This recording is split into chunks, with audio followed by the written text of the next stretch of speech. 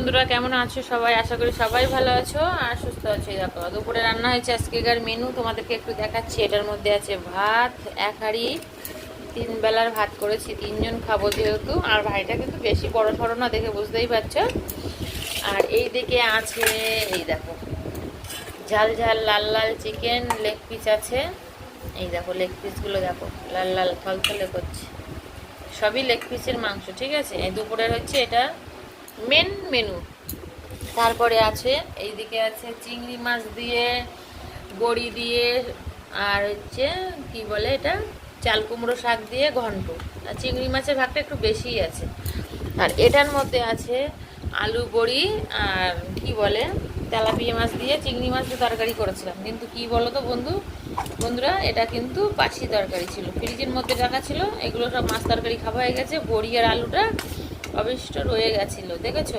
কিন্তু তরকারিটা খেতে কিন্তু সেই টেস্টি হয়েছে, বুঝতে পেরেছো? এই দেখো এই হচ্ছে আজকেকার আমাদের দুপুরের মেনু। আর বাবাই খেতে বসে গেছে, এখন খাওয়া দাওয়া করবো, বুঝতে পেরেছো? বন্ধুরা, আমার রান্না বান্নাগুলো কেমন হয়েছে অবশ্যই কিন্তু কমেন্ট করে জানাবে। যদি ভালো লাগে অবশ্যই একটা করে লাইক কমেন্ট শেয়ার করে দেবে।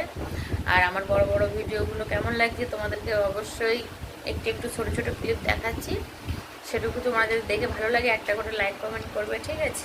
এটুকু বলার, আর কিছু বলার নেই। সকালবেলা তো মানে গোপালের প্রসাদ টোসাদ সব খাওয়া কমপ্লিট হয়ে গেছে।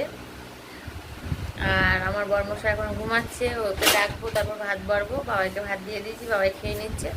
বাবাইয়ের মাংস হলে একটু খিদে বেশিই লাগে, বুঝতে পেরেছো বন্ধুরা? আর কিছুই না, একটু মাংস হলে হালকা পাতলা একটু খিদে বেশি লাগে। দেবো? ধরো আমি দিচ্ছি সরো। তুমি ঝোল দাও। ঝোল দেবো? বলছে ঝোল দেওয়া না। ও আগে ঝোল দিয়ে খাওয়া পছন্দ করে, তারপর লাস্টে অবশিষ্ট একদম মাংসটা খাবে, কিন্তু বুঝতে পেরেছো? তো চলো বন্ধুরা, দুপুরবেলা খাওয়া দাওয়াটা সেরে নিই। সকালবেলা কিন্তু এই বাসি তরকারি ফ্রিজের মধ্যে ছিল, ফ্রিজের মধ্যে অনেক তরকারি রয়েছে এখনো পর্যন্ত। গোপালের আগের দিন জন্মাষ্টমী গিয়েছে, তো সেসব তো মানে গোপালের প্রসাদ, লাড্ডু, মুড়ি মুড়কি, মানে যত সব প্রসাদের খাবার দাবার একটা মানে ফ্রিজে থাকাটা ভালোভাবে মুছে নিয়েছি। কেন বলো তো, লুচি সুজি পায়েস তালপুরুলি সব রেখে দিয়েছিলাম। ওর বাবা তো কলকাতা থেকে বাড়ি আসবে, তারপরে খাবে। তো সেসবগুলো একে একে সব রয়ে গেছিলো, ওইগুলো কিন্তু সকালবেলা খাওয়া হয়েছিল।